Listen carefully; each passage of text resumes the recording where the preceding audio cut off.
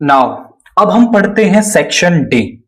Section D से जो question 32 है, prove that a line drawn parallel to one side of a triangle intersecting other two sides in distinct points divides the other two sides in the same ratio। तो ये एक आपकी theorem है। कौन सी theorem है? Basic proportionality theorem, या फिर हम इसे थेल्स थ्योरम भी कहते हैं। ये एनसीईआरटी से है और इसे हम अपनी प्रीवियस वीडियोस में कई बार पढ़ा चुके हैं। फिर भी आप इसे देखना चाहते हैं तो यहां क्लिक करके इस वीडियो के अंदर आप इस थ्योरम को देख सकते हैं। आफ्टर दैट क्वेश्चन 33 का ए पार्ट देखिए। The numerator of a fraction is 3 less than it's denominator. किसी भी फ्रैक्शन का जो न्यूमरेटर है वो डेनोमिनेटर से क्या है? आपका 3 कम है। If 2 is added to both of its numerator and denominator, अगर 2 को न्यूमरेटर और डेनोमिनेटर दोनों के साथ ऐड किया जाता है, then the sum of new fraction and original fraction is 29/20। तो हमें जो नई फ्रैक्शन मिलेगी प्लस जो पुरानी ओरिजिनल फ्रैक्शन है, दोनों का जो सम है वो 29/20 आएगा। तो हमें ओरिजिनल फ्रैक्शन यहां पर बतानी है, तो मैं यहां पर इसका डेनोमिनेटर मान लेता हूं। लेट द डेनोमिनेटर, हमने डेनोमिनेटर को मान लिया यहां पर, दैट इज x। तो जो हमारा न्यूमरेटर है वो कितना हो जाएगा? सिंपल सिंपल कहा गया है कि जो न्यूमरेटर है वो डेनोमिनेटर से 3 कम है। अब न्यूमरेटर मेरे पास है, डेनोमिनेटर मेरे पास है, तो फ्रैक्शन कितना हो जाएगा? Fraction is numerator upon denominator, यानी x-3 अपॉन में x यहां पर हो गया। नाउ अकॉर्डिंग टू क्वेश्चन हम करें, वो कह रहा है कि न्यूमरेटर और डेनोमिनेटर दोनों में 2 ऐड कर दो, यानी x-3 plus 2 upon x plus 2। और जो नई फ्रैक्शन मिल रही है उसमें पुराने वाली फ्रैक्शन को अगर हम ऐड करते हैं x-3 अपॉन x, तो मुझे क्या मिलता है? 29/20 मिलता है। आई रिपीट माई वर्ड्स, हमने डेनोमिनेटर को माना तो न्यूमरेटर हमारा x-3 हो गया, तो फ्रैक्शन बन गई x-3 अपॉन x। वो कह रहा था कि न्यूमरेटर और डेनोमिनेटर दोनों में 2 जोड़ दो, वो हमने जोड़ दिए, तो एक नई फ्रैक्शन मिली। उस नई फ्रैक्शन में पुरानी फ्रैक्शन को यदि आप ऐड करते हो तो 29/20 हमें यहां पर मिलता है। अब हम यहां से इन इक्वेशंस को सॉल्व करेंगे और x की वैल्यू निकालेंगे। x की वैल्यू जैसे ही मुझे मिल जाती है तो वो फ्रैक्शन मुझे यहां पर मिल जाएगा। तो मैं यहां पर करता हूं, देखिए जरा, ये हो जाएगा x-1 upon x plus 2 plus x-3 upon x is equal to 29/20। यहां पर मैं एलसीएम लूंगा तो वो आ जाएगा x इंटू में x प्लस 2, x प्लस 2 से डिवाइड करेंगे तो यहां बचेगा x इंटू x-1, x से डिवाइड करूंगा तो यहां बचेगा x प्लस 2, उसकी मल्टीप्लाई होगी x-3 से, तो यहां पे आ गया 29/20। अब ऊपर टर्म को मल्टीप्लाई कर लीजिए, x square minus x plus यहां पे आ जाएगा एक्स स्क्वायर माइनस का 3x प्लस का 2x माइनस का 6 अपॉन में एक्स स्क्वायर प्लस का 2x is equal to 29/20। Now यहां पर x square plus x square हो जाएगा 2x square minus x minus 3x हो जाएगा माइनस का 4x प्लस का 2x वो हो जाएगा माइनस का 2x। अब यहां पर आपका क्या हो गया बचा? और माइनस का 6, और नीचे है आपका कितना? That is x square plus 2x, यहां पे आ गया 29/20। क्रॉस मल्टीप्लाई करते हैं, 20 की मल्टीप्लाई यहां पर और इसकी मल्टीप्लाई इधर, तो 20 की मल्टीप्लाई यहां पे करेंगे तो 40x स्क्वायर, और यहां पे आ जाएगा माइनस का 40x, यहां पे आ जाएगा माइनस का 120 इज इक्वल टू में 29 की मल्टीप्लाई यहां करेंगे 29x स्क्वायर, और यहां पे आ जाएगा 29 इंटू 2 हमारे पास हो जाएगा दैट इज 58x। अब दोनों को इस तरफ ले आता हूं तो यहां पे हो जाएगा 40x square minus 29x square minus का 40x माइनस का 58x। माइनस का 120 इज इक्वल टू में 0। अब 40 माइनस का 29 मेरे पास कितना हो जाएगा, that will be 10 minus 9 is 1, 4 minus 3 minus 2 is 1, 11x square minus का 98x माइनस का 120 इज इक्वल टू 0। अब मुझे ऐसे दो नंबर्स चाहिए जिनका की प्रोडक्ट 11 इंटू 120 यानी कि 11 से मल्टीप्लाई करेंगे 0, 11 टू ज़ा 22, 2 कैरी आ गया, 11 इंटू 1 11 और 2 13, जिनका की प्रोडक्ट तो आए 1320 और सम करने पर मुझे मिले माइनस का 98। तो मैं इसके अब डायरेक्टली तो मैं वो नंबर्स नहीं सोच सकता, तो मैं इसके करूंगा फैक्टर्स। 2 से करते हैं, फिर से 2 से करते हैं, अब 3 से फिर भी 2 से करते हैं, अब इसको करते हैं हम आपका 3 से, अब करते हैं हम इसको 5 से। ध्यान से देखें क्या नंबर्स हमारे पास आ रहे हैं। हमारे पास यहां पे बन जाएगा दैट विल बी 11 5 ज़ा 55 और 55 इंटू 2 कर लेता हूं मैं, 55 इंटू 2, तो ये आ जाएगा आपका 1110 और 3 2 ज़ा 6 2 ज़ा 12। तो यहां पर नंबर्स को ध्यान से देखें, 110 और 12 इनका प्रोडक्ट तो इतना ही आ जाएगा। अब मुझे चाहिए माइनस का, तो मैं इसको माइनस का ले लेता हूं, इसको प्लस का ले लेता हूं, तो फिर यहां पर मुझे सम करने पर माइनस का 98 मिल जाएगा। हमें इन नंबर्स को ही अरेंज करना होता है इस तरीके से कि हम यहां दो नंबर्स बना सकें। तो यहां पर आ गया 11x स्क्वायर माइनस का 110x और यहां पे प्लस का 12x माइनस का 120 इज इक्वल टू 0। यहां से मैं 11x कॉमन ले लूंगा तो यहां बचेगा x माइनस 10, यहां से 12 कॉमन ले लेंगे तो x minus 10 is equal to 0। x minus 10 दोनों में से कॉमन ले लेंगे तो यहां पे आ जाएगा 11x plus 12 is equal to 0। दो फैक्टर्स का जो प्रोडक्ट है वो 0 तब होगा जब या तो x माइनस 10 0 होगा या फिर 11x प्लस 12 हमारे पास 0 होगा। तो यहां से x की वैल्यू हमारे पास 10 आ गई, यहां से आ जाएगा माइनस का 12 बाई 11। ये वाली तो वैल्यू पॉसिबल नहीं है क्योंकि जो x है वो आपका क्या है, यहां पर डेनोमिनेटर है और डेनोमिनेटर यहां पर इंटीजर हो सकता है, बट जो माइनस 12 बाई 11 है which is not possible because it is not integer. ये पॉसिबल नहीं है क्योंकि ये आपका इंटीजर नहीं है, इट इज नॉट इंटीजर, ये इंटीजर नहीं है, इस वजह से ये आपका जो नंबर है वो पॉसिबल नहीं होगा। तो x हमारे पास आ गया 10। अब x यानी कि डेनोमिनेटर मुझे मिल गया, डेनोमिनेटर मेरे पास कितना आ गया है, दैट इज 10। तो न्यूमरेटर मेरे पास कितना होता है, न्यूमरेटर इससे 3 कम होता है यानी कि 7।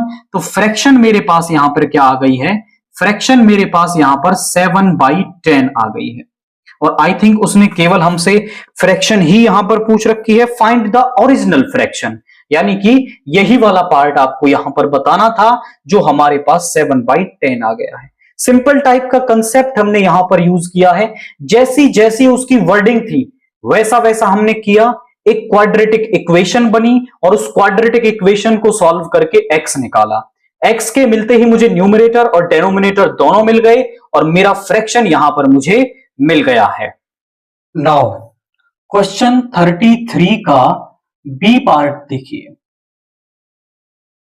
ए train covers a distance of 300 kilometre at a uniform speed.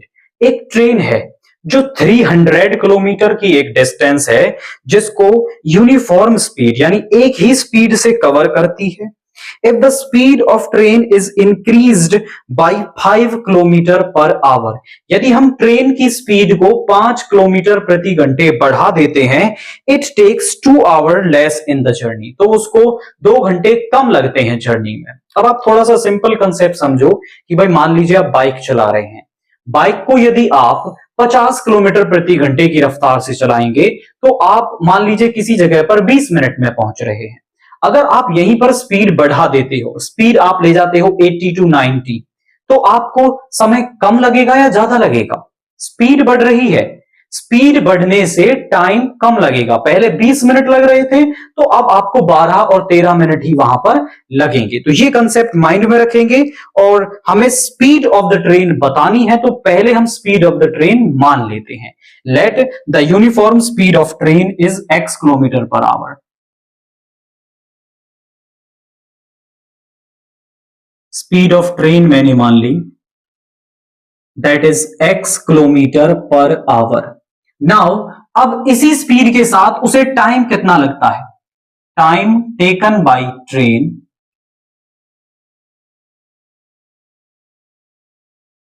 To cover 300 kilometre को कवर करने में उसको कितना समय लगेगा। उसको लगेगा भाई, टाइम का फॉर्मूला क्या होता है, डिस्टेंस पर यूनिट स्पीड, यानी डिस्टेंस है हमारी 300 और जो स्पीड है हमारी वो है x, 300 बाई x आवर्स, इतना समय लगेगा। नाउ न्यू स्पीड क्या है, वो कह रहा है ना स्पीड को कुछ बढ़ा दो, तो नई स्पीड हमारे पास क्या हो जाएगी, that will be x + 5 kilometre per our. ये हमारे पास आ गई। अब इस नई स्पीड के साथ टाइम कितना लगेगा, time taken by train with new speed, नई स्पीड के साथ कितना समय लगेगा। तो ध्यान से देखें, डिस्टेंस तो अभी भी वही है और स्पीड है अब x + 5 और इतना टाइम लगेगा। नाउ हमें दोनों टाइम यहां पर मिल गए हैं, अकॉर्डिंग टू क्वेश्चन करते हैं। अब वो ये कह रहा है कि जब आपको पहले चाहे कितना भी समय लग रहा था, लेकिन जब आप उसकी स्पीड को बढ़ा देते हैं तो आपको 2 घंटे कम लगते हैं। यानी ये टाइम चाहे कितना भी हो, ये वाला टाइम जो है ना वो इससे 2 घंटे कम है। आई रिपीट माई वर्ड्स, ये अगर 5 घंटे है तो ये 3 घंटे है, ये इससे 2 कम है। यानी कि अगर मैं इस टाइम में से ज्यादा टाइम में से कम टाइम को सब्ट्रैक्ट करूं तो मुझे कितना मिलेगा, 2 आवर्स मिलेगा, क्योंकि ये वाला टाइम इससे 2 ज्यादा है। यानी ये 3 है तो ये 5 घंटे है। अब 5 में से 3 को सब्ट्रैक्ट करोगे तो 2 घंटे आपको मिलेगा। अब इस पार्ट को हम सॉल्व करेंगे और x की वैल्यू यहां पर निकालेंगे। ऊपर से देखिए, नीचे एलसीएम ले लेता हूं, x इंटू x + 5, यहां ऊपर से 300 कॉमन ले लेता हूं, x से डिवाइड करूंगा तो पूरा डिवाइड हो जाएगा, x बचेगा यहां पर x + 5, यहां पे है 1 तो आ गया x + 5। x + 5 से करूंगा तो बचेगा x, यहां माइनस का 1 है तो माइनस का x इज इक्वल टू 2। 2 से डिवाइड करेंगे, यहां पे आ जाएगा दैट इज 150, x से x कैंसिल हो गया और यहां पे मेरे पास कितना आ गया, दैट इज 750 और इधर ये चला जाएगा मल्टीप्लाई में, x स्क्वायर + 5x इधर ले जाएंगे, x स्क्वायर + 5x माइनस का 750 इज इक्वल टू 0। अब मुझे ऐसे दो नंबर्स चाहिए जिनका की प्रोडक्ट आए 750 और सम करने पर मुझे मिले 3। तो मैं थोड़ा यहां पे डायरेक्ट नहीं कर पा रहा हूं, तो 750 के मैं कर लेता हूं फैक्टर, जो प्रोडक्ट है 2 से करता हूं, 2 से 3 टाइम, 7 टाइम, 1 2 5 से 10, यहां 3 से करते हैं। अब इसको करते हैं 5 से, फिर से 5 से, फिर से 5 से। अब मुझे 2 नंबर्स चाहिए, यहीं से लेता हूं मैं। ध्यान से देखिए, ये आ गया 30 और ये आ गया 25, तो वो नंबर्स बन रहे हैं 30 और 25। मुझे इनका प्रोडक्ट 750 मिल जाएगा। अब क्योंकि मुझे प्रोडक्ट माइनस का चाहिए तो इनमें से इसको मैं माइनस का ले लेता हूं, तो मुझे सम भी प्लस का मिल जाएगा। तो x स्क्वायर + 30x माइनस का 25x माइनस का 750 इज इक्वल टू 0। यहां से x कॉमन ले लिया तो ये आ गया x + 30, यहां से माइनस का 25 कॉमन ले लिया तो यहां पे आ गया x + 30 इज इक्वल टू 0। दोनों में से x + 30 में कॉमन ले लेता हूं तो यहां पे आ जाएगा x माइनस का 25 इज इक्वल टू 0। अब या तो x + 30 0 होगा या x - 25 0 होगा। तो यहां से x की वैल्यू आ गई 25 और यहां से x की वैल्यू आ गई -30। अब -30 हो नहीं सकता क्योंकि x जो है वो है स्पीड ऑफ ट्रेन और स्पीड ऑफ ट्रेन जो है वो नेगेटिव नहीं हो सकती है। दैट मींस मेरे पास जो स्पीड ऑफ ट्रेन है वो आएगी 25 kilometre per hour. Speed of train is equal to में 25 किलोमीटर पर आवर। ये मेरे पास यहां पर स्पीड आ रही है और केवल उसने स्पीड ही हमसे यहां पर पूछ रखी है। तो कंसेप्ट हमने क्या इस्तेमाल किया है, टाइम निकाल दिया पहली स्पीड के साथ, फिर स्पीड बढ़ाई उसके साथ टाइम निकाल दिया। दोनों का जो डिफरेंस है वो 2 आवर्स आ रहा था, यहां से क्वाड्रेटिक इक्वेशन बनाई और x यानी कि स्पीड ऑफ ट्रेन हमारे पास 25 किलोमीटर पर आवर यहां पर आ गई है। आफ्टर दैट क्वेश्चन 34 का ए पार्ट देखिए। The angle of elevation of the top of chimney from the foot of tower is 60 degree. अब यहां पर मुझे एक तो चिमनी दे रखी है और एक दे रखा है टावर। तो मैं मान लेता हूं कि चिमनी यहां पर है, लेट्स से कि ए बी जो है वो चिमनी को डिनोट कर रहा है और यहां पर एक टावर है। मैं ऐसा मान रहा हूं कि टावर छोटा है, फिलहाल हम उसके बारे में कुछ नहीं कह सकते। तो वो कह रहा है कि यहां पर the angle of elevation of the top of the chimney from the foot of tower, क्योंकि उसका एंगल ऑफ एलिवेशन मान रहा है, दैट्स व्हाई मैंने चिमनी को यहां पर बड़ा ले लिया है। तो यहां पर इसके angle of elevation of the top of the chimney from the foot of tower is 60 degree. Tower के फुट से चिमनी के टॉप का जो एंगल ऑफ एलिवेशन है वो हमारे पास बनता है दैट इज 60 डिग्री। ये हमने बना दिया। After that the angle of depression of the foot of the chimney from the top of the tower is 30 degree. यानी टावर के टॉप से चिमनी के फुट का angle of depression, angle of depression कहां पे बनता है, ये वाला होता है एंगल ऑफ डिप्रेशन। कितना बन रहा है, 30 डिग्री। अब ये इसके पैरेलल है तो ये वाला एंगल इसके बराबर हो जाएगा, because they are alternate interior angle. तो ये बन गया 30 डिग्री का। अब if the height of the tower is 40 metres, जो हाइट ऑफ टावर है वो मुझे 40 मीटर दे रखी है। आफ्टर दैट वो कह रहा है find the height of chimney, तो मुझे हाइट ऑफ चिमनी निकालनी है। And find the length of wire tied from top of the chimney to the top of the tower. तो मुझे एक वायर टाइड की गई है टॉप ऑफ द टावर से टॉप ऑफ द चिमनी तक, इस वायर की लेंथ भी मुझे यहां पर निकालनी है। तो लेंथ तो हम बाद में निकालेंगे, पहले मैं यहां पर क्या निकालता हूं, ये चिमनी और चिमनी की हाइट निकालता हूं, उसके बाद फिर हम इसका इस्तेमाल यहां पर कर लेंगे। तो मैं यहां पर इस पॉइंट को भी नाम देता हूं लेट से ई। मैं मान लेता हूं कि लेट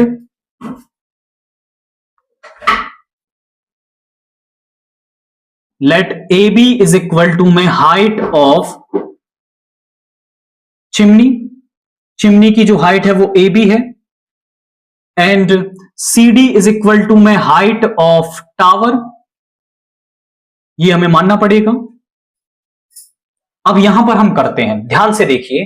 तो मैं पहले ना इस ट्रायंगल में लेता हूं, in triangle C D B. अब आप बोले सर इसमें क्यों पहले ले रहे हो, वो आपको भी पता चलेगा। सी डी बी में लेते हैं पहले, in triangle C D B. तो यहां पे मैं लिखूं C D upon D B.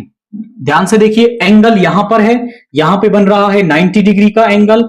Angle से 90 डिग्री की तरफ मूव करते हैं, पहली साइड बेस, उससे अगली साइड परपेंडिकुलर और बची हुई साइड हाइपोटेनियस।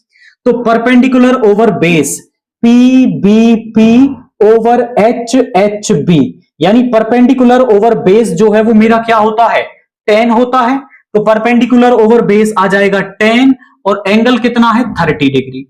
सीडी जो है मेरे पास वो है 40, डीबी यहां पर हम निकालेंगे और 10 30 हमारे पास होता है 1/√3, यानी जो डीबी है वो मेरे पास कितना आ गया 40√3 मीटर आ गया।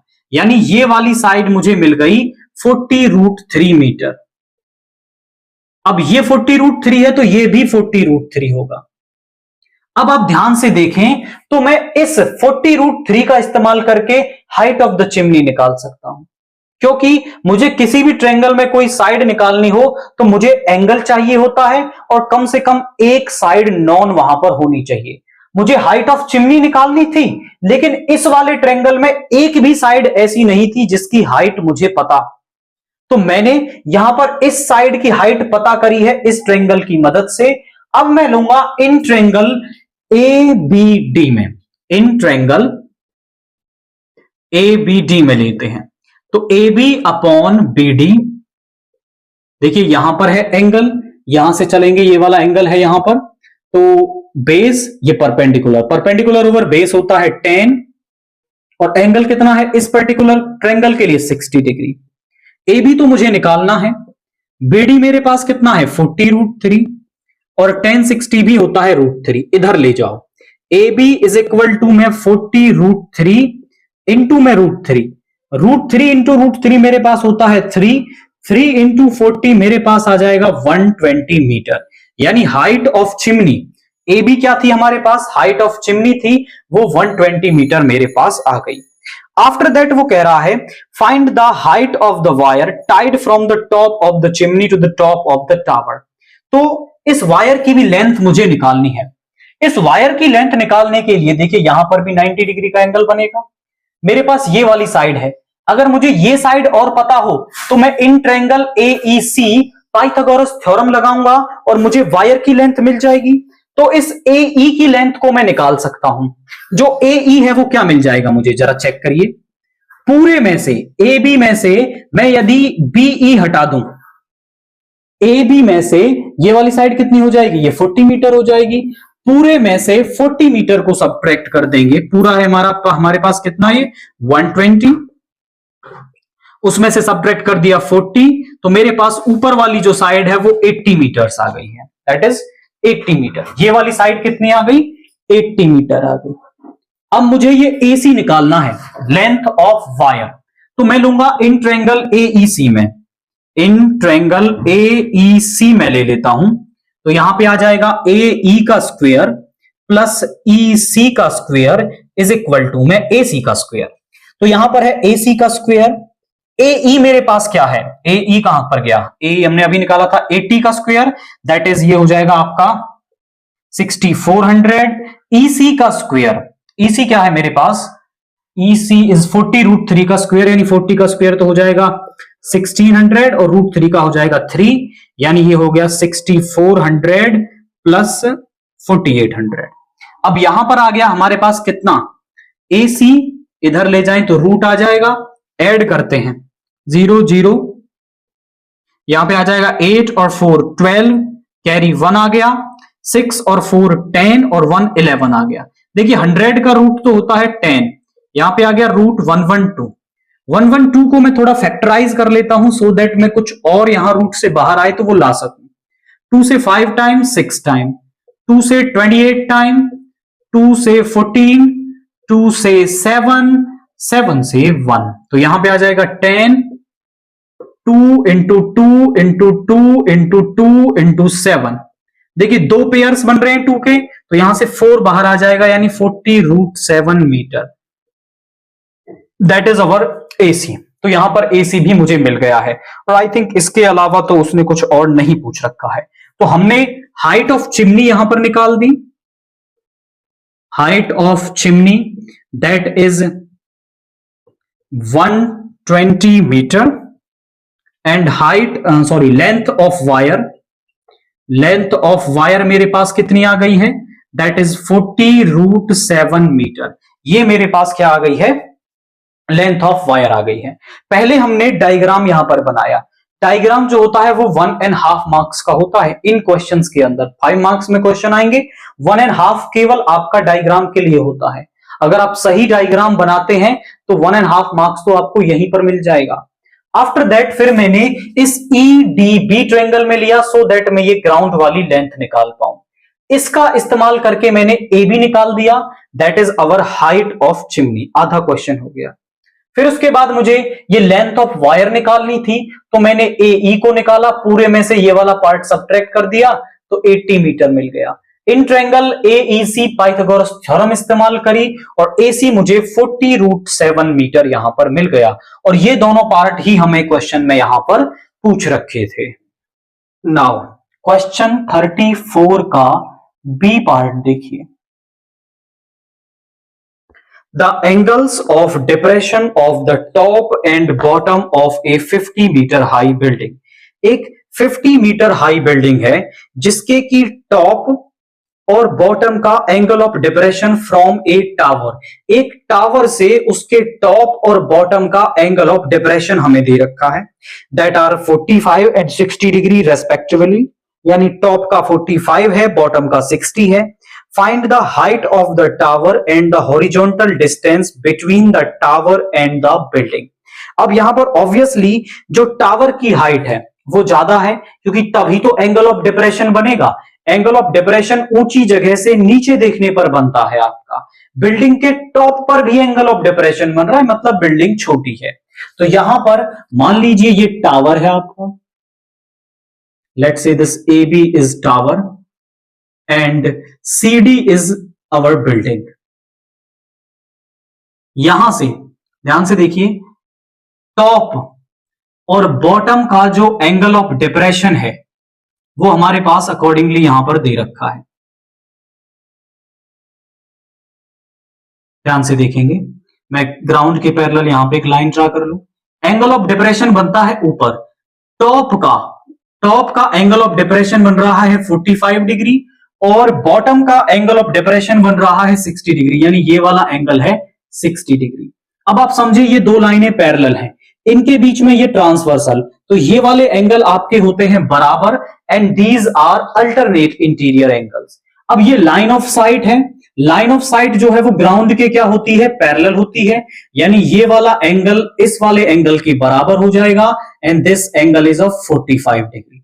सिमिलरली ये वाला एंगल इस वाले एंगल के बराबर हो जाएगा, that is equal to 60 degree. तो एंगल ऑफ डिप्रेशन से हमने ये वाले एंगल यहां पर निकाल दिए। इस पॉइंट को भी मैं नाम देता हूं लेट्स से E। अब हम यहां पे कह रहे हैं कि उसने हमें बिल्डिंग की हाइट आई थिंक दे रखी है 50 मीटर हाई बिल्डिंग, यानी जो बिल्डिंग की हाइट है दैट इज 50 मीटर। मैं मान लेता हूं let CD is equal to में हाइट ऑफ बिल्डिंग। CD मेरे पास क्या है, हाइट ऑफ बिल्डिंग है and AB is equal to मेरे पास क्या है, हाइट ऑफ टावर है।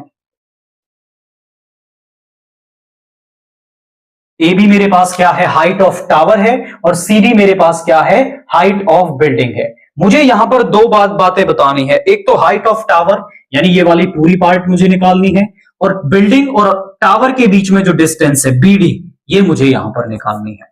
अब आप समझें कि ये 50 मीटर है तो ये भी 50 मीटर हो जाएगा और इस वाले पार्ट को मैं H मान लेता हूं। नाउ सबसे पहले ट्रायंगल में इस ट्रायंगल AEC में लूंगा, मैं यहां पे कहूंगा let this AE is equal to में H। Now in triangle AEC में ले लेता हूं, तो यहां पर AE अपॉन EC जो है, ध्यान से देखिए, एंगल से 90 डिग्री की तरफ मूव करते हैं, पहली साइड बेस, उससे अगली साइड परपेंडिकुलर और बची हुई साइड हाइपोटेनियस। तो परपेंडिकुलर ओवर बेस मेरे पास क्या होता है, दैट इज 10। मैं इसको थोड़ा यहां से हटा देता हूं, कंफ्यूजन नहीं होगा। 10 और एंगल कितना है मेरे पास, दैट इज 45 डिग्री। AE मेरे पास है H, EC मुझे पता लगाना है, इज इक्वल टू 1। यहां से क्रॉस मल्टीप्लाई कर लूं तो EC मेरे पास यहां पे आ गया H, EC मेरे पास आ गया दैट इज H। ये वाली पार्ट मुझे H मिल गई, तो ये वाला भी कितना हो गया, H हो गया। यानी कि बिल्डिंग और टावर के बीच की डिस्टेंस जो है वो H हो गई, बट हमें H में थोड़ी निकालना था, हमें तो इसकी वैल्यू बतानी है। नाउ हम बड़े वाले ट्रायंगल में इन ट्रायंगल ABD ले लेंगे। इन ट्रायंगल ABD हमने ले लिया, तो जरा चेक करिए यहां पर क्या होगा, AB अपॉन में BD इज इक्वल टू में, देखिए ये बेस है, ये परपेंडिकुलर है, tan 60 डिग्री। AB मेरे पास कितना है, H ये है 50 ये है, तो 50 प्लस H। BD मेरे पास है H और tan 60 होता है √3, क्रॉस मल्टीप्लाई कर लेंगे तो 50 plus H is equal to √3H। इसको इधर ले जाएंगे, √3H minus H is equal to 50। यहां से H कॉमन ले लिया तो √3 minus 1 is equal to 50। Divide में ले जाओ, H इज इक्वल टू में 50 ओवर √3 माइनस 1 और यहां पे आ जाएगा √3 प्लस 1, √3 प्लस 1। ध्यान से देखें तो यहां पे आ गया 50 इंटू √3 प्लस 1 और यहां पे a minus B into A plus B, A square minus B square. तो यहां पे आ जाएगा आपका 50 इंटू √3 प्लस 1 अपॉन में √3 का स्क्वायर 3 माइनस 1 हो गया 2, 2 से 25 टाइम्स कैंसिल हो गया। और उसने रूट थ्री के लिए स्पेसिफिकली कहा है कि 1.73 यूज कर लो, तो यहां हो जाएगा 25 इंटू 1.73 प्लस 1 यानी 25 इंटू 2.73। क्रॉस मल्टीप्लाई करते हैं, 25 से 3 टाइम हो जाएगा 75, कैरी आ गया 7। 25 से 7 टाइम हो जाएगा आपका 175 और 175 और 7 हो जाएगा 182, यहां पे आ गया 2, कैरी आ गया 18। 25 से 2 आपका आ गया 50 और 18 हो जाएगा 68 और 2 डिजिट्स गिन के पॉइंट लगा दो, इतना आपका ये आ गया सेंटीमीटर दे रखा है या फिर मीटर, दैट इज मीटर। ये मेरे पास h की वैल्यू आ गई। h यानी दोनों के बीच की डिस्टेंस मुझे मिल गई, तो यहां पे आप कह सकते हैं distance between tower and building. Tower and building के जो बीच की डिस्टेंस है वो मेरे पास आ गई 68.25 मीटर। ये इतना मिल गया। वो कह रहा हाइट ऑफ टावर और बता दीजिए, तो हाइट ऑफ टावर निकालना भी कोई टफ टास्क नहीं है। हाइट ऑफ टावर हमारे पास क्या हो जाएगी, जरा समझें। हाइट ऑफ टावर क्या है, 50 प्लस में h हमने अभी निकाला, 50 प्लस दैट इज 68.25 तो सेम आ जाएगा, 60 और 50 110 यानी 118.25 मीटर। ये मेरे पास हाइट ऑफ टावर आ गई, यानी कि 118.25 हाइट ऑफ टावर आ गई। ये दो चीजें ही हमें यहां पर बतानी थी, तो हमने सिंपली पहले फिगर बनाया, फिगर के ही 1.5 मार्क हैं, तो 1.5 मार्क्स आपको फिगर पर मिलेगा, बाकी सारी एक्सप्लेनेशन के मार्क्स हैं। फिर यहां पर हमने पहले इस ट्रायंगल में लिया और इन दोनों को इक्वल करके h मान लो, x मान लो, y मान लो, आपकी मर्जी है। मैंने h माना तो ये भी h हो गया, ये भी h हो गया। नाउ इन ट्रायंगल ABD लिया तो यहां से फिर मुझे h की जो वैल्यू है वो 68.25 मिली, यानी टावर और बिल्डिंग के बीच की डिस्टेंस। फिर हाइट ऑफ टावर केवल h की वैल्यू रख के मैंने यहां पर निकाल दिया है। आफ्टर दैट क्वेश्चन 35 देखिए, A solid toy is in the form of a hemisphere। एक solid toy है जो in the form of hemisphere है, surmounted by a right circular cone of height 2 centimeter and of diameter of base is 4 centimeter। एक circular toy है, मैं आपके सामने toy बनाता हूं। toy कैसा है कि एक हेमिस्फेयर को सरमाउंट कर रहा है। सरमाउंट मतलब उसके ऊपर है एक कौन आपका इस तरह से, और वो कह रहा है हाइट ऑफ कौन जो है, हाइट ऑफ कौन जो है वो है आपके पास 2 सेंटीमीटर और डायमीटर ऑफ कौन भी है 2 सेंटीमीटर, यानी रेडियस हो जाएगी 2 सेंटीमीटर। अगर मैं यहां से यहां ड्रा करता हूं तो भी तो रेडियस है, ये वाला पार्ट भी 2 सेंटीमीटर यहां से यहां तक। अब वो कह रहा है इसके बाद if right circular cylinder circumscribe the toy, एक राइट सर्कुलर सिलेंडर है जो इसको सर्कमस्क्राइब करता है, find the difference of the volume of the cylinder and the toy. मतलब एक राइट सर्कुलर सिलेंडर है जो इसको सर्कमस्क्राइब कर रहा है, यानी एक राइट सर्कुलर सिलेंडर के अंदर इसको डाल दिया जाता है।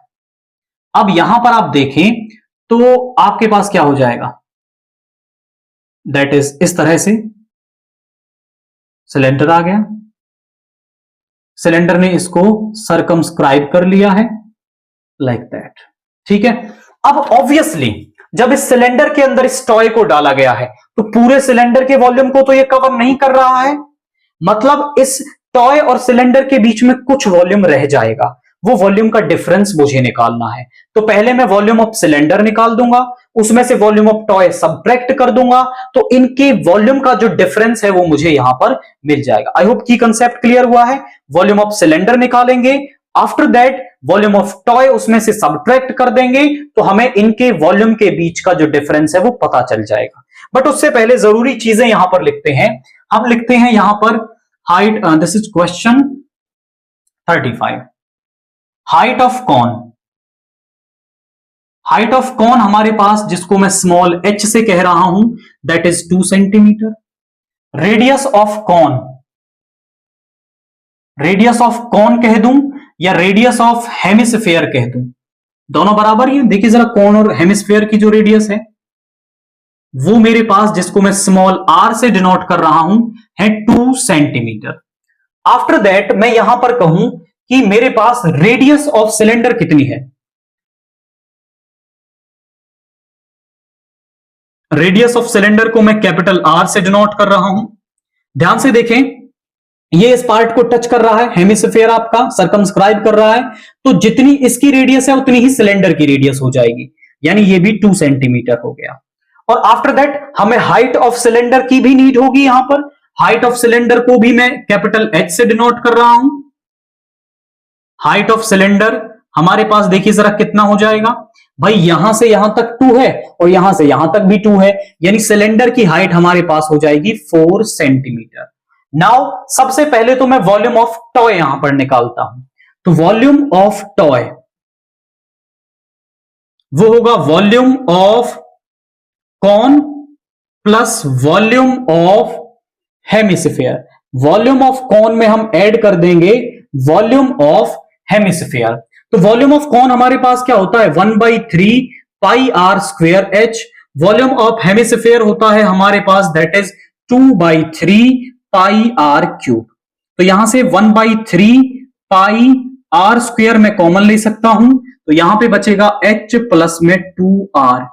अब आप ध्यान से देखें, मैं यहां पर पाई की वैल्यू इस स्टेज पर पुट नहीं करने वाला हूं, पाई की वैल्यू हम बाद में पुट करेंगे सो दैट हमें कम से कम कैलकुलेशन यहां पर करनी पड़े। तो यहां पर हम करेंगे 1/3 पाई, आर क्या है, आर का स्क्वायर यानी 2 का स्क्वायर 4 हो जाएगा। एच कितना है मेरे पास, हाइट ऑफ कॉन है दैट इज 2 और 2r हो जाएगा 4, यानी आ गया 6 यहां पे आ जाएगा 1/3 पाई इंटू 4 इंटू 6, 3 से 2 टाइम्स 8 पाई सेंटीमीटर क्यूब। ये मेरे पास वॉल्यूम ऑफ टॉय आ गई। अब मैं निकालूंगा volume of cylinder. Volume of cylinder मेरे पास क्या आ जाएगा, volume of cylinder is will be pi are square h. Pi r कितना है 2 का स्क्वायर, एच कितना है 4, यानी 16 पाई सेंटीमीटर क्यूब। ये मेरे पास वॉल्यूम ऑफ सिलेंडर आ गया। दोनों में पाई है, मैंने पाई की वैल्यू नहीं रखी ताकि मैं मिनिमम कैलकुलेशन यहां पर कर सकूं। अब डिफरेंस ऑफ वॉल्यूम मुझे निकालना है। डिफरेंस ऑफ वॉल्यूम मुझे निकालना है, तो वो कैसे निकालेंगे वो हम इस तरह से निकालेंगे, वॉल्यूम ऑफ सिलेंडर उसमें से सब्ट्रैक्ट कर देंगे हम क्या, volume of cone. Volume of cylinder क्या है हमारे पास, वॉल्यूम ऑफ सिलेंडर हमारे पास है 16 पाई, ये है हमारे पास 8 पाई यानी कि 8 पाई सेंटीमीटर क्यूब। बट उसने पाई की वैल्यू रखने के लिए कहा है, तो 8 इंटू में 3.14, पॉइंट हटाने के लिए नीचे आ जाएगा 100, 8 से मल्टीप्लाई करते हैं, 8 4 जा 32 कैरी 3 और 8 1 जा 8 और 3 11 कैरी फिर से 1 आ गया आपका, 8 3 जा 24 और 1 25 यहां पे आ गया अपॉन में 100। दो डिजिट्स गिन के पॉइंट लगा दो, 25.12 सेंटीमीटर क्यूब। ये मेरे पास यहां पर डिफरेंस ऑफ द वॉल्यूम जो है वो आ रहा है। उसने पाई के लिए स्पेसिफिकली कहा है कि आप पाई की वैल्यू 3.14 यूज करें। आप बोले सर 22/7 कर ले, नहीं कर सकते हैं लेकिन आंसर मैच नहीं होगा। जब आपसे कुछ ना कहे तो आप 3.14 रख लो, 22/7 रख लो, कोई दिक्कत नहीं है। लेकिन जब वो स्पेसिफिकली कहता है कि भाई पाई को 3.14 यूज करो, तो 3.14 ही यूज करो, तो आपका आंसर जो है वो यहां पर 25.12 सेंटीमीटर क्यूब आ जाएगा। नाउ सेक्शन ई से केस स्टडी का पहला क्वेश्चन देखिए।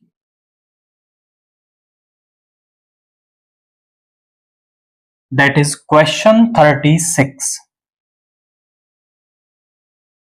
Carpooling is the sharing of car journeys so that more than one person travels in a car and prevents the need for others to have to drive to a location themselves.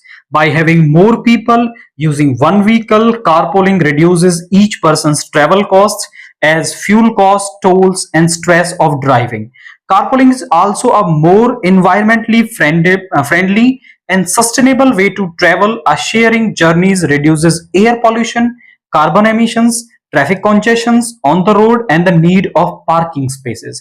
अब ये जो carpooling word है वो आप relate कर सकते हो taxi sharing से। जैसे आप टैक्सी शेयरिंग से जाते हो तो भाई उससे फायदा क्या क्या होता है? एक तो फ्यूल कम लगता है, एयर पॉल्यूशन कम होता है। मान लीजिए 3 लोग जा रहे हो, जब तीनों लोग अलग अलग कार लेकर के जा रहे होते तो एयर पॉल्यूशन ज्यादा होता, लेकिन जब तीनों एक से जा रहे हो तो एयर पॉल्यूशन कम होगा। दूसरा, एक्सपेंसेस कम होंगे। भाई एक कार का खर्चा मान लीजिए 1000 रुपए है, तो वो 3 लोगों में बढ़ जाएगा, तो कॉस्ट कम हो जाएगी, कार्बन एमिशन कम हो जाएगा, ट्रैफिक कम हो जाएगा, पार्किंग स्पेस की दिक्कत कम हो जाएगी। यानी बहुत सारी प्रॉब्लम्स हमारी सॉल्व हो जाएंगी अगर हम कारपूलिंग का इस्तेमाल करते हैं। और अगर हम पब्लिक व्हीकल्स का इस्तेमाल करें, जैसे कि रोडवेज, ट्रेन, इन सब का इस्तेमाल करें, तो प्रॉब्लम काफी हद तक हमारी सॉल्व हो जाएगी। ये था केवल एक नॉलेज देने के लिए पार्ट। अब आगे क्वेश्चन हमसे क्या कह रहा है? 3 friends Amar, Bhavin and Chaitanya lives in societies represented by the points A B C. ये जो 3 फ्रेंड्स हैं वो 3 सोसाइटीज में रहते हैं। एक रहता है ए सोसाइटी में जिसके कोऑर्डिनेट्स हैं 4,5, एक रहता है बी सोसाइटी में जिसके कोऑर्डिनेट्स हैं 6,2, एक रहता है सी सोसाइटी में जिसके कोऑर्डिनेट्स हैं 2,6 रेस्पेक्टिवली। यानी अमर के हैं ए से, भविन को बी से और चैतन्य को हम सी से डिनोट कर रहे हैं। They all work in offices located in a same building represented by O. यानी ये जो तीनों हैं वो एक ही ऑफिस में काम करते हैं जो ओ से डिनोट किया जाता है और जिसके कोऑर्डिनेट्स हैं origin. Since they all go to same building every day, they decided to carpooling to save money on petrol. वो क्या है, वो एक ही ऑफिस में जाते थे तो उन्होंने दिमाग लगाया कि हम कारपूलिंग कर लेते हैं और अपने पेट्रोल के पैसे बचा लेते हैं। Based on the above information answer the following question. इस इंफॉर्मेशन का इस्तेमाल करते हुए कुछ क्वेश्चंस के आंसर दीजिए। सबसे पहला, what is the distance between B and C? B और सी के बीच की डिस्टेंस बता दीजिए। मान लीजिए हमारे पास 2 पॉइंट है, let's say some x1, y1 and दूसरा पॉइंट है x2, y2। तो इनके बीच की जो डिस्टेंस है, बाय डिस्टेंस फॉर्मूला हम कैसे निकालते हैं? मैं बार बार फॉर्मूले नहीं लिखूंगा। x2 माइनस x1 का square plus y2 minus y1 का स्क्वायर, ये होता है हमारा डिस्टेंस फॉर्मूला। सबसे पहला क्वेश्चन कह रहा है कि b और c के बीच की डिस्टेंस, तो आप कहेंगे डिस्टेंस BC हमें निकालना है। तो डिस्टेंस BC हमारे पास क्या हो जाएगा? BC 2 माइनस 6 का स्क्वायर प्लस 6 माइनस 2 का स्क्वायर। 2 माइनस 6 यानी माइनस 4 का स्क्वायर, दैट इज 16, और यहां 4 का स्क्वायर 16, ये आ गया रूट 32, जिसे आप लिख सकते हो 16 इंटू 2। 16 का रूट तो हो जाएगा 4 रूट 2, और जो डिस्टेंस है उसको किस में मेजर किया जा रहा है? यहां पर आपका कोई यूनिट नहीं दे रखी है तो हम यूनिट्स लिख देते हैं, 4 रूट 2 यूनिट्स आपका। तो ये हमें यहां पर इस बी और सी के बीच की डिस्टेंस मिल गई है। दूसरा question, if Bhavin and Chaitanya plan to meet a club situated at the mid point of the line joining BC. एक लाइन जो बीसी को ज्वाइन करती है उसके मिड में कोई क्लब है, वहां मिलने का वो प्लान बनाते हैं।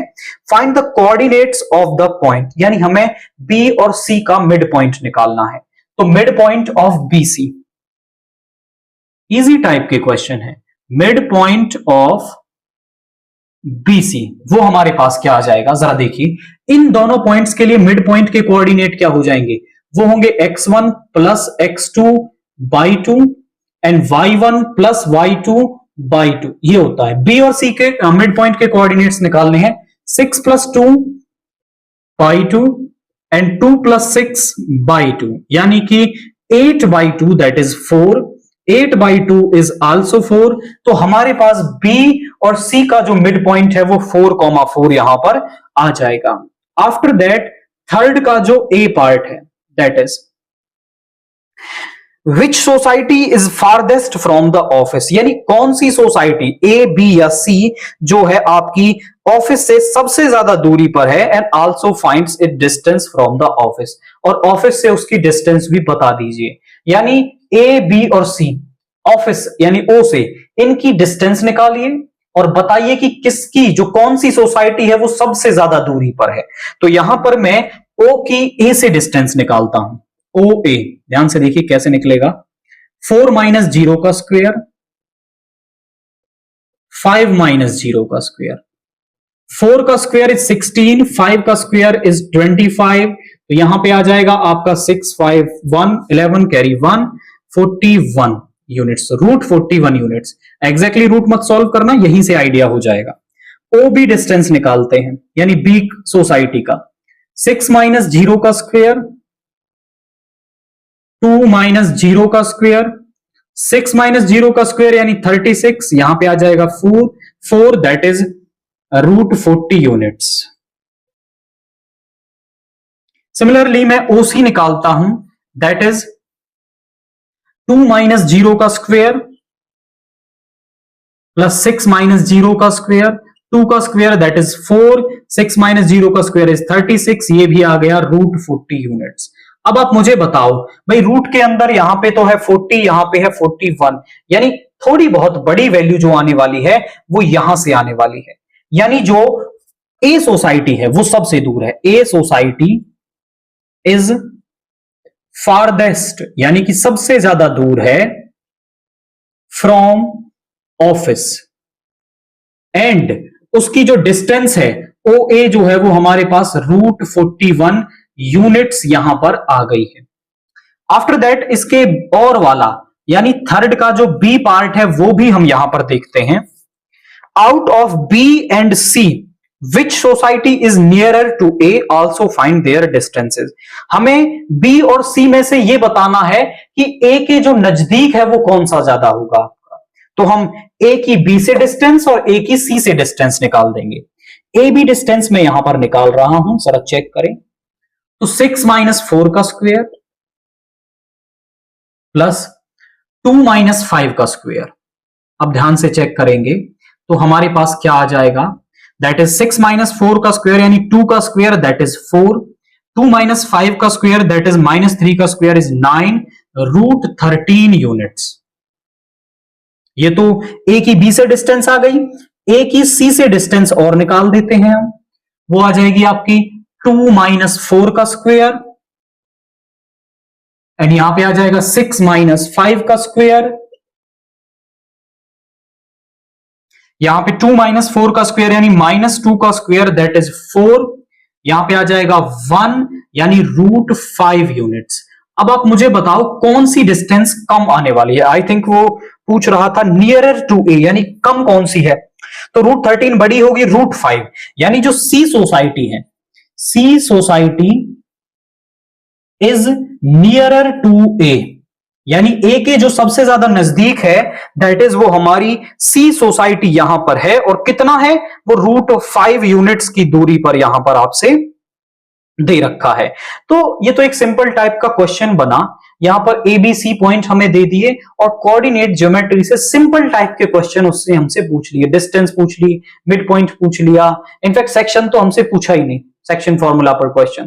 तो आप अगर आप फिगर देखें तो फिगर में भी ए बी सी के कोऑर्डिनेट्स आपको दे रखे हैं, बट हमें फिगर की नीड ही नहीं पड़ी क्योंकि उसने अलग से भी हमें ए बी और सी के जो कोऑर्डिनेट्स है वो यहां पर बता रखे थे। आफ्टर दैट क्वेश्चन 37 देखिए। A water sprinkler is a device used to irrigate agricultural crops, lawns, landscapes and golf courses and other areas. A water sprinkler, water sprinkler क्या होता है, एक टैप टाइप का आपने देखा होगा जो पानी को कैसे फेंकता है, स्प्रिंकल करता है, मतलब फव्वारे के रूप में फेंकता है। Water sprinklers can be used for residential, industrial and agricultural use. Water sprinklers हर जगह इस्तेमाल किए जा रहे हैं, हमारे लॉन्स में इस्तेमाल किए जाते हैं, जो क्रिकेट ग्राउंड्स होते हैं उनमें इस्तेमाल किए जाते हैं, इनफैक्ट एग्रीकल्चर में भी हम उसे इस्तेमाल कर रहे हैं। A water sprinkler is set to shoot a stream of water at a distance of 21 metre. हम उसे कैलकुलेट भी कर सकते हैं। मान लीजिए यहां पर है वाटर स्प्रिंकलर और वो 21 मीटर की दूरी तक आपका क्या है, वाटर को फेंकता है, and rotate through an angle which is equal to complementary of angle 10 degree. यानी कि यहां से देखिए, यहां से फेंकना शुरू करेगा और ऐसे रोटेट करेगा और इस तरह से वो एरिया को क्या करता है, आपका कवर करता है।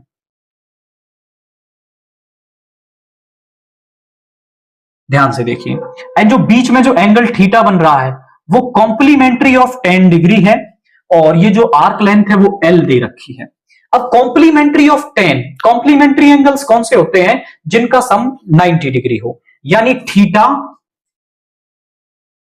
और 10 डिग्री का जो सम है वो 90 डिग्री आएगा, यानी यहां से इसको इधर ले आएंगे तो मेरे पास 90 माइनस 10, यानी जो थीटा है वो 80 डिग्री यहां पर आ जाएगा।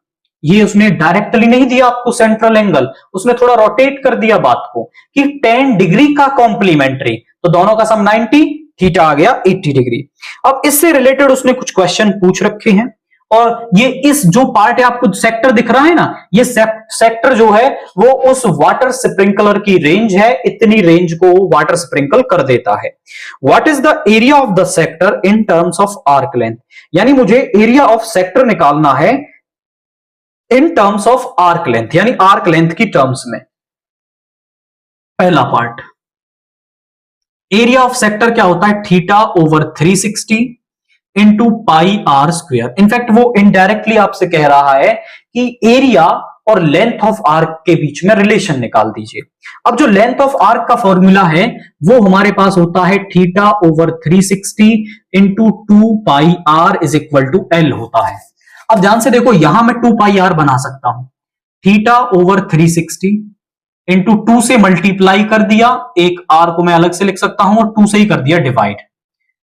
अब आप इसे ध्यान से देखो तो ये एल के बराबर बन गया, ए इज इक्वल टू में ये पूरा हो गया एल आर बाई 2, यानी मैंने एरिया को निकाल दिया in terms of length of arc. पहला क्वेश्चन हो गया। दूसरा, what is the area of the watered region in terms of pi. In terms of pi हमें बता दीजिए कि वाटर्ड रीजन जिस पे पानी पहुंच गया है उसका एरिया क्या होगा। दूसरा question, area is equal to theta over 360 into में पाई आर स्क्वायर। थीटा है 80 ओवर 360, पाई को तो पाई रहने देना है क्योंकि पाई की टर्म्स में बताना है, और कितनी दूरी तक फेंक रहा है वो पानी को? 21 तक फेंक रहा है, यानी 21 इंटू 21, रेडियस 21 हो जाएगी। 0 से 0 कैंसिल हो गया, 4 से 2, 4 से 9, 3 से 3, 3 से 7, 3 से 7, 7 7 49, 49 इंटू 2 इज 98 पाई, और आई थिंक मीटर दे रखा है, दैट इज मीटर स्क्वायर। तो पाई की टर्म्स में जो वाटर स्प्रिंकल्ड एरिया है वो 98 पाई मीटर स्क्वायर हमारे पास आ जाएगा। थर्ड का ए पार्ट देखते हैं, क्या कह रहा है? If the radius r changes to 28 metre, find the angle theta so that the area of the water region remains the same. यानी कि रेडियस बढ़ गई है, रेडियस बढ़ करके 28 मीटर हो गई, यानी जो रेडियस है वो 28 है, तो एरिया हमारे पास क्या होगा? थीटा, थीटा अभी भी वही है 80 degree, 80 degree over 360 into pi into 28 का स्क्वायर। नाउ जो ये जो एरिया मिल रहा है वो उस पहले वाले एरिया के बराबर ही है, तो मुझे ये theta, I am sorry, theta हमें बताना है, थीटा नहीं पता नया वाला थीटा कितना है, तो ये थीटा मुझे बताना है जब ये जो एरिया आपको मिलेगा वो पहले वाले एरिया के बराबर होगा। तो ये जो एरिया है इसको मैं पहले वाले एरिया यानी 98 पाई मीटर स्क्वायर के बराबर रख लूं, तो यहां पाई से पाई कैंसिल हो जाएगा और 360 मल्टीप्लाई में ये 28 डिवाइड में आ जाएगा। 98 इंटू में 360 अपॉन में 28 इंटू में 28। ध्यान से देखिए, कैंसिल करते हैं, 4 से 7 टाइम, तो 4 से यहां हो जाएगा 4 2 जा 8, इनफैक्ट 4 से तो ये डिवाइड नहीं हो रहा है, सो दैट विल बी 4 से इसको करते हैं 7 टाइम्स और यहां पे हो जाएगा 90। 7 से करता हूं इसको, 7 से 1 टाइम और 14 टाइम, 14 से 2 टाइम्स और 2 से आपका 45 डिग्री, यानी जो थीटा है वो मेरे पास कितना आ गया? 45 डिग्री। सिंपल टाइप का था कि हमने नई रेडियस के साथ एरिया निकाला, उसको पुराने वाले एरिया के बराबर रख लिया और वहां से थीटा यानी सेंट्रल एंगल मुझे मिल गया है। अब इसके जो और वाला पार्ट है यानी बी वाला पार्ट मैं यहां पर देखता हूं।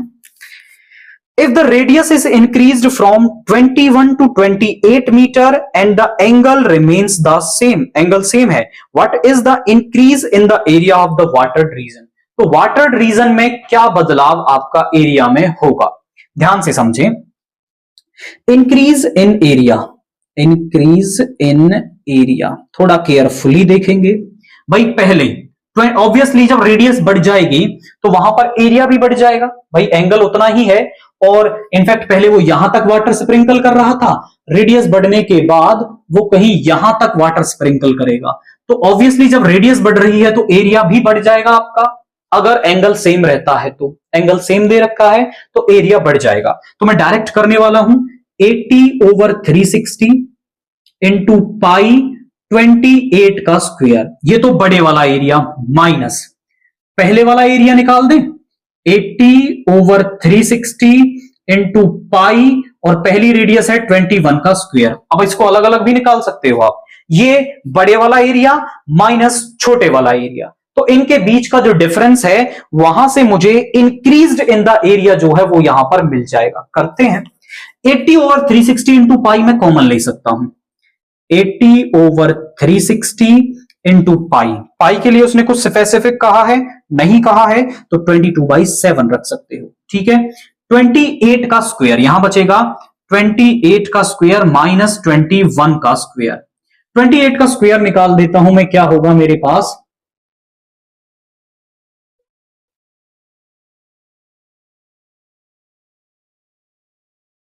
4 8 एंड 7 784 और 21 का स्क्वायर हो जाएगा 441। स्पेस कम होने की वजह से मैं यहां पे कर रहा हूं इसे, आप अगले स्टेप में करेंगे 343, कितना आ गया 343। यहां पे 0 4 से 2 टाइम्स एंड 4 से 9 टाइम्स, कितना आ गया 2/9 आ गया, 22/7 आ गया, और यहां से आ गया 343। अब जरा देखिए इसको करता हूं मैं यहां पे, तो आई थिंक 7 और 3 10, ये 3 से तो नहीं होगा, आई थिंक 7 से हो जाएगा, 7 से 4 टाइम्स 28, और यहां पे बच गया आपका कितना 6 63, 9 टाइम्स चला गया यहां पे 49 इंटू 44 मुझे मल्टीप्लाई करना पड़ेगा यहां पर, ध्यान से देखिए यहां पे आ गया कितना 44 इंटू 49/7, इतना सॉरी 9/9। अब थोड़ा केयरफुली मैं इस कैलकुलेशन को करता हूं यहां पर, 44 इंटू 49 कितना हो जाएगा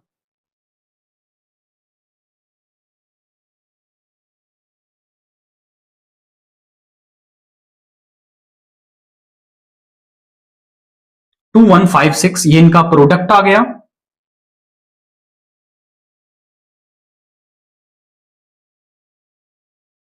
ठीक है। एंड 9 से डिवाइड भी मैं से यहीं पे कर देता हूं, 9 से डिवाइड करेंगे 2 टाइम्स 18, यहां पे आ गया 35, और यहां 9 से 3 टाइम्स 4 टाइम तो 36 हो जाएगा, 3 टाइम्स यहां पे आ जाएगा आपका कितना 15 - 7 इज 8, 86 आ गया, 9 से 9 टाइम्स चला जाएगा 81, यहां पे आ गया 5 0.5 टाइम्स यानी 45, फिर से 5 फिर से 5 फिर से 5, यानी यहां पे आ जाएगा 239.555, या फिर इसे लिख सकते हो 239.56 मीटर स्क्वायर, यानी जो उसमें इंक्रीमेंट है वो यहां पर 239.56 मीटर स्क्वायर मेरे पास यहां पर आ रहा है। मैं इसको यहां से इरेज कर देता हूं। यहां पे आप देखो की कंसेप्ट आप समझे, तो मैंने 2 बार एरिया ना निकाल करके एक ही बार उसे लिख दिया, बड़ी रेडियस का स्क्वायर माइनस छोटी रेडियस का स्क्वायर। इस सेक्टर के एरिया में से इस सेक्टर का एरिया सब्ट्रैक्ट करने पर जो डिफरेंस है वो 239.56 मीटर स्क्वायर मेरे पास यहां पर आ रहा है। नाउ सेक्शन ई से केस स्टडी का तीसरा क्वेश्चन, क्वेश्चन 38 देखिए। One of 4 main blood types can be found in human body. 4 तरह के ब्लड्स जो है वो ह्यूमन बॉडी में पाए जाते हैं। They are known as A B और ओ। इनमें हमारे ये 4 तरह के ब्लड होते हैं। Each blood type can be further classified as rhesus positive और रेहेसस नेगेटिव। पॉजिटिव और नेगेटिव का मतलब यहां केवल प्रोटीन से है। यहां पर अगर प्रोटीन जो है हमारा वो प्रेजेंट होता है, ब्लड सेल्स के ऊपर प्रोटीन प्रेजेंट होता है, तो वो हमारे पॉजिटिव ब्लड पॉजिटिव के अंदर आता है, सभी पॉजिटिव हो जाते हैं वो। और अगर उसमें प्रोटीन एब्सेंट होता है तो वो रेहेसस नेगेटिव हो जाता है। रेहेसस एक फैक्टर है केवल प्रोटीन देखने के लिए। अब वो कह रहा है for example a possible combination is blood type O rhesus negative which is written as O negative. O negative, rhesus negative आ रहा है मतलब उसको हम ओ नेगेटिव लिखेंगे। सिंपल सी बात है, नेगेटिव है तो ओ नेगेटिव, पॉजिटिव है तो वो फिर आपका ओ पॉजिटिव हम उसको बोलेंगे। The data below shown the distribution of the blood types and rhesus types of given blood type for a blood donation center recorded in percentages for the year 2023। 2023 में किसी ब्लड डोनेशन सेंटर पर ये आपका data record किया गया है कि percentages में कि इतना परसेंट जिस टाइप का भी जो ब्लड है वो डोनेट किया गया है। सबसे पहला क्वेश्चन इसमें कह रहा है find the value of x. अब क्योंकि ये डाटा जो है वो परसेंटेज में रिकॉर्ड किया गया है तो टोटल परसेंटेज हमारे पास कितनी होती है, 100 होती है। तो मतलब अगर मैं इन सभी डाटा को ऐड कर दूं तो मुझे क्या मिलेगा, मुझे यहां पर मिलना चाहिए आपका 100 plus 24 plus 6 plus 18 plus 1 plus 3 is equal to 100। अब यहां से थोड़ा ऐड करते हैं, ये हो जाएगा 24 प्लस 8 इज 32, 32 प्लस 30 इज 62। यहां तक हो गया। इसके बाद ये हो जाएगा 24, 25 एंड 28 इज इक्वल टू 100। इसको इधर ले जाएंगे, 100 माइनस, दोनों को ऐड करता हूं, 8 और 2 क्या हो गया 10, कैरी 1, 6 और 2 8 और 1 9, ये प्लस का 90 इधर जाके माइनस का 90, तो यहां पे आ गया 10। यानी x की जो वैल्यू है वो मेरे पास यहां पर 10 आ गई है, which implies which is equal to 10। मैं कह सकता हूं ये 10 के बराबर है। तो पहला क्वेश्चन हमने कर दिया, x की वैल्यू मिल गई क्योंकि जो सभी डाटा है वो परसेंटेज में दे रखा था, तो परसेंटेज हमारे पास टोटल 100 ही होती है। दूसरा question, find the probability that a randomly selected person has a rhesus negative blood type. यानी हमने किसी रैंडमली किसी पर्सन को चूज किया है और इस बात की प्रोबेबिलिटी बताइए कि वो rhesus नेगेटिव टाइप का होगा, यानी सभी नेगेटिव को आप चूज कर लेंगे। तो यहां पर सेकंड क्वेश्चन में मैं करता हूं, late E denotes the event of choosing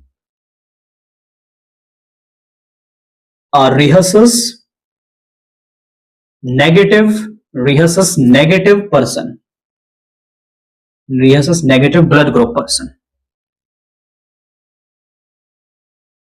अब सिंपल सा फॉर्मूला होता है हमारे पास प्रोबेबिलिटी निकालने का, तो इस इवेंट ई की जो प्रोबेबिलिटी है वो निकालूंगा, that will be favourable number of cases upon total number of cases, ये हमारे पास होती है, that will be upon total number of cases. तो फेवरेबल नंबर ऑफ केसेस मेरे पास क्या है, फेवरेबल नंबर ऑफ केसेस यानी rhesus वो कह रहा है नेगेटिव, नेगेटिव वाले आप देखिए कितने हैं, 10 यहां पर हैं, 8 यहां पर है, 10 जमा 8, और नेगेटिव में 6 यहां पर हैं और 1 यहां पर है, और टोटल केसेस कितने होंगे 100%। ये हो गया आपका 18 और 6 24 और 1 25, 25/100 यानी कि 1/4, 1/4 जो है वो मेरे पास rhesus negative blood group type का पर्सन सिलेक्ट होगा, वो मिल जाएगी। टोटल केस जो है वो परसेंटेज रहेगी, टोटल परसेंटेज 100 होती है। इसके बाद थर्ड का ए टाइप देखिए, थर्ड का ए टाइप हमसे क्या कह रहा है, what is the probability that the person selected from the record is rhesus positive but neither blood type A nor B। मतलब वो पॉजिटिव होना चाहिए पर A और B का नहीं होना चाहिए, A और B का नहीं होना चाहिए मतलब O और A भी पॉजिटिव, इन दोनों में से वो क्या है, एक कोई टाइप का वो होना चाहिए। तो इस इवेंट को मैं F मान लेता हूं, let F denotes the event of choosing. अब अकॉर्डिंगली लिख दो, उसमें क्या दे रहा, किसके बारे में पूछ रहा है, of choosing a person of rhesus positive, कि वो rhesus पॉजिटिव हो बट नाइदर टाइप ए, ना तो वो टाइप ए का हो नॉर टाइप बी, मतलब रिहर्सस पॉजिटिव होना चाहिए उसका ब्लड ग्रुप, बट ना ही टाइप ए का होना चाहिए और ना ही टाइप बी का होना चाहिए।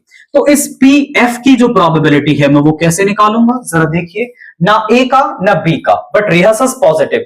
ओ पॉजिटिव है हमारे पास 30 और ए बी पॉजिटिव है मेरे पास 3, तो यहां पे आ जाएगा 30 प्लस 3 और टोटल होते हैं 100, यानी 33/100। तो रिहर्सस पॉजिटिव हो बट ए और बी दोनों में से कोई सा भी ना हो, इस बात की जो प्रोबेबिलिटी है वो 33/100 मेरे पास आ जाएगी। आफ्टर दैट इसके और वाला यानी इसका बी पार्ट हम देखते हैं। People with AB positive are known as universal recipient। मतलब अब देखो ब्लड ग्रुप्स में क्या होता है ना कि जैसे AB पॉजिटिव जो है, AB पॉजिटिव ब्लड ग्रुप जो है इसको हम कहते हैं यूनिवर्सल रेसिपिएंट। मतलब कि ये किसी से भी ब्लड आपका ले सकता है। A B positive blood group वाले जो पर्सन है वो किसी से भी ब्लड ग्रुप ले सकते हैं। एंड ओ नेगेटिव जो है इसको हम कहते हैं आपका यूनिवर्सल डोनर। ये किसी को भी ब्लड ग्रुप दे सकता है। ओ नेगेटिव वाला जो पर्सन है वो किसी को भी ब्लड दे सकता है। Find the probability of selected person to be neither universal recipient और nor universal donor। मतलब इस बात की probability बताइए कि जो अब हम पर्सन सिलेक्ट कर रहे हैं वो ना ही तो आपका यूनिवर्सल रेसिपिएंट होना चाहिए और ना ही यूनिवर्सल डोनर होना चाहिए। मतलब ना ही तो वो ए बी पॉजिटिव वाला होना चाहिए और ना ही वो ओ नेगेटिव वाला होना चाहिए, बाकी इनमें से वो आपका होना चाहिए। एक तरीका तो यह है कि आप सीधा इनमें से होना चाहिए ये बात निकाल दो, या फिर आप यूनिवर्सल डोनर और यूनिवर्सल रेसिपिएंट हो इस बात की प्रोबेबिलिटी निकाल दो और उसको 1 में से सब्ट्रैक्ट करने पर आपको इनका नहीं होगा इस बात की प्रोबेबिलिटी मिल जाएगी। तो मैं यहां पर मान लेता हूं let G denotes the event that person selected is neither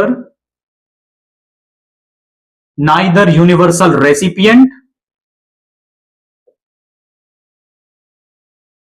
nor universal donor।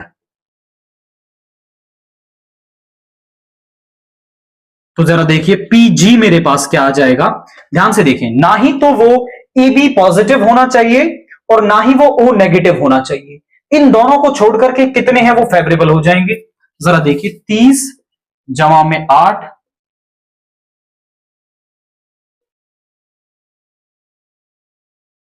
और अपॉन में टोटल हमारे पास 100 ही है। ऐड करते हैं तो कितना हो जाएगा 38 और 4 हो जाएगा आपका कितना 38 और 4 42 प्लस 20 62 68 68 और 8 हो जाएगा 76 और यहां पे हो जाएगा आपका 86 और 187/100 यहां पर मेरे पास आपका क्या है आ जाएगा। यानी जो पर्सन सिलेक्टेड है वो ना ही यूनिवर्सल रेसिपिएंट हो और ना ही यूनिवर्सल डोनर हो, इस बात की प्रोबेबिलिटी 87/100 यहां पर आ जाएगी।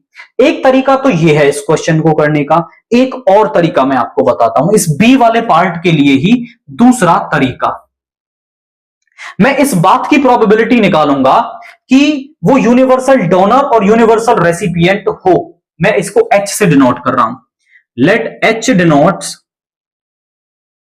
The event that person selected is either universal donor, या तो वो यूनिवर्सल डोनर हो या फिर यूनिवर्सल रेसिपिएंट हो। तो हमारे पास इस बात की जो प्रोबेबिलिटी है वो कितनी आ जाएगी, वो देखिए जरा कितने हैं। यूनिवर्सल डोनर एक ही है दैट इज 10 और यूनिवर्सल रेसिपिएंट है A B positive that is 13/100, यानी इस बात की जो प्रोबेबिलिटी है वो 13/100 आ गई। अब मैंने इस बात की प्रोबेबिलिटी निकाल दी कि जो पर्सन सिलेक्टेड है वो या तो यूनिवर्सल डोनर है या यूनिवर्सल रेसिपिएंट है। अगर मैं इस प्रोबेबिलिटी को 1 में से सब्ट्रैक्ट कर देता हूं तो मुझे इस बात की प्रोबेबिलिटी मिल जाएगी कि ना ही वो पर्सन क्या है आपका यूनिवर्सल डोनर होगा और ना ही यूनिवर्सल रेसिपिएंट होगा। लेट यहां पर मैं सिमिलरली आप ये वाला केस लिख देंगे कि G denotes the event that universal donor और यूनिवर्सल रेसिपिएंट। तो जो P ऑफ G है वो मुझे यहां पर मिल जाएगा 1 माइनस का PH, यानी 1 माइनस 13/100 और 100 माइनस का 13/100 यानी 87/100। आप बोले सर दोनों ही तरीके आसान हैं। यहां पर आपको दोनों तरीके आसान दिख रहे होंगे क्योंकि आपको डाटा सामने दिख रहा है, लेकिन ये वाला तरीका कई बार क्वेश्चंस में आपको क्लियरली विजिबल होगा ही नहीं। तो फिर आपको इस तरीके पर जाना पड़ेगा कि उसके होने की प्रोबेबिलिटी निकाल दो, तो 1 में से सब्ट्रैक्ट करने पर वो नहीं होगा इस बात की प्रोबेबिलिटी मिल जाएगी। इनफैक्ट आप इसे PH नॉट से भी दिखा सकते थे कि यूनिवर्सल डोनर है, यूनिवर्सल रेसिपिएंट है, उसे PH नॉट से दिखा दो, PH नॉट से, और वो किसके बराबर हो जाएगा, वो 1 माइनस PH के बराबर हो जाएगा, 1 माइनस 13/100 87/100। अलग से इवेंट नाम देना चाहो तो भी दे दो और H नॉट से भी आप इसे दिखा सकते हैं।